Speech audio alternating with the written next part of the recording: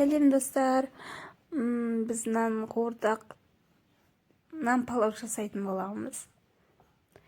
Және де нандарыңыз ысырап болмайды, қалып кетпейді.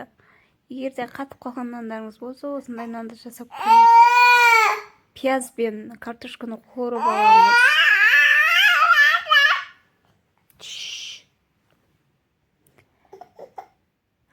Қалауынша дәмдеуіштер қосыңыздар.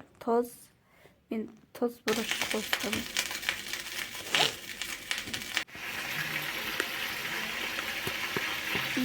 Тоз бұрыш қостым. Мен температура қостым. Томат қосып араластырып алдым.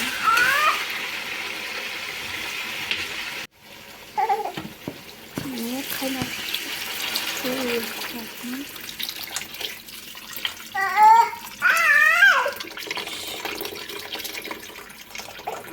Картоп батқанша су құятын боламыз.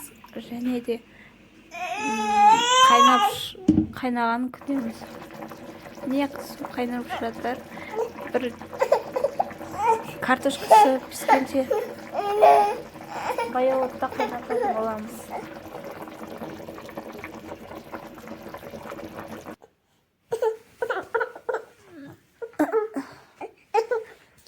Тоқтай тұр. Енді нанымызды саламыз.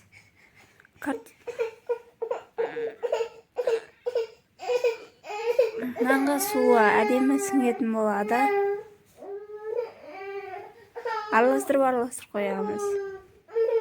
Баяу отта 5 минут қақылдырамыз. Міне күшті болып шықты.